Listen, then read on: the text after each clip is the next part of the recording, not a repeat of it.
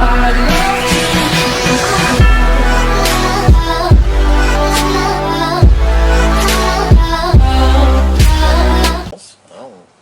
y en a. Alors en termes de moyens, hein, comme vous le savez sans doute, donc il y a au sein du parquet national antiterroriste à Paris un pôle crime contre l'humanité. Et ce sont les juges de ce pôle crime contre l'humanité qui instruisent les affaires contre les présumés génocidaires. Par exemple, depuis que je suis ici, là je suis arrivé le 12 juillet, j'ai rencontré une juge française qui a passé 15 jours à Kigali, une juge d'instruction, hein, qui fait partie de ce pôle, qui a rencontré donc le procureur général, hein, de Kigali, avec qui elle est en contact quasi quotidiennement, pour le travail, puisque va y avoir donc un procès, alors je ne sais plus si c'est en octobre ou en novembre, contre un présumé génocidaire. Il y aura également un autre procès, j'ai aussi un contact avec une autre juge, toujours du même pôle, hein, qui portera l'accusation, là pour un procès qui aura lieu fin novembre, début décembre. Donc ce que je veux dire, c'est qu'on est conscient que pendant des années, malheureusement, il n'y a pas eu d'efforts suffisants faits en la matière. Donc maintenant, il y a un phénomène de rattrapage, alors qui est aussi compliqué, hein, puisque moi je ne suis pas du tout un spécialiste de la justice pénale, mais ce que j'ai compris, si vous voulez, c'est que le travail de ces juges, pour monter des dossiers à charge, hein, contre les présumés génocidaires, il ne suffit pas simplement d'avoir ce qu'en franglais, de l'intelligence, vous voyez, des informations des services secrets, ou des services secrets, ou des historiens, mais en fait il faut des témoignages. Il y a beaucoup, parce qu'évidemment, hein, le génocide a eu lieu il y a plus de 27 ans maintenant, il y a 27 ans. Parmi les gens qui ont commis ces crimes, je pense que beaucoup n'ont pas laissé de traces écrites, ou ils ont fait en sorte que les traces écrites disparaissent. Donc maintenant, ces procédures, c'est énormément fondé sur des témoignages oraux, hein, et les témoignages oraux, surtout avec le temps, c'est souvent compliqué, parce qu'il faut que ces témoignages soient cohérents, il faut que ces témoignages aillent dans le même sens. Sinon, évidemment, la défense s'empare des éventuelles contradictions qui peuvent exister. Et donc, si vous voulez, la priorité pour ces juges français, hein, que j'ai pu voir, qui sont des juges qui souvent ont moins de 40 ans, qui sont des gens très motivés, c'est de réunir des dossiers les plus solides possibles pour que les procès puissent aboutir. Parce qu'il n'y a rien aussi qui serait plus négatif qu'un procès qui démarre et qui se termine par un non-lieu. Vous voyez ? Alors qu'on sait que la personne a une part de responsabilité. Mais en même temps, si la justice ne peut pas le caractériser dans le cadre d'un procès d'assises, vous voyez finalement, c'est presque une régression.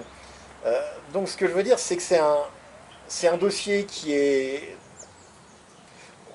compliqué. On est conscient des enjeux en France, on est conscient des attentes. On sait que ces attentes sont légitimes. Les innombrables victimes du génocide méritent que justice leur soit rendue, et pour que justice leur soit rendue, il faut que justice soit faite. Mais la justice, c'est quelque chose qui est indépendant, hein, qui n'est pas soumis au pouvoir politique. C'est quelque chose qui fonctionne, hein, si vous voulez, le code de procédure pénale en France, c'est beaucoup plus compliqué que... à la limite que le code administratif, vous voyez, hein, moi je suis un fonctionnaire, je ne suis pas un juge.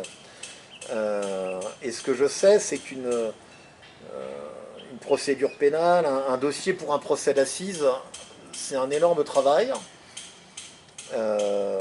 Il y a donc des moyens, effectivement, qui ont été mis en œuvre pour renforcer donc, hein, les magistrats là, de ce pôle crime contre l'humanité. On a aussi un office central de lutte contre les crimes contre l'humanité, avec des policiers et des gendarmes. Et cet office central, en fait, c'est un petit peu le bras armé, si vous voulez, des juges. Hein. Et donc les moyens de cet office central ont aussi été augmentés.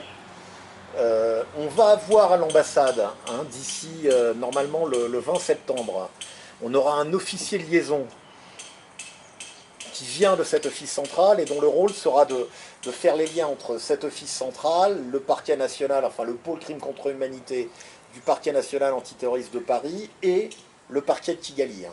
Hein, et donc ça va être un officier supérieur de gendarmerie qui aura un bureau dans les locaux de l'ambassade et qui aura cette mission. Donc on se donne les moyens de faire beaucoup mieux que ce qu'on a fait jusqu'à présent. Alors après, je préfère être honnête, c'est-à-dire que on espère aboutir, on comprend qu'il faut aboutir aussi, parce que ces gens vieillissent, hein. Kabunga, il a quel âge 83 ans, 84 ans, 87 même, voilà, oui. Bon, alors, lui, en revanche, il sera jugé par à La Haye. Hein, mais il est clair que la France fournira tout ce qu'elle peut fournir.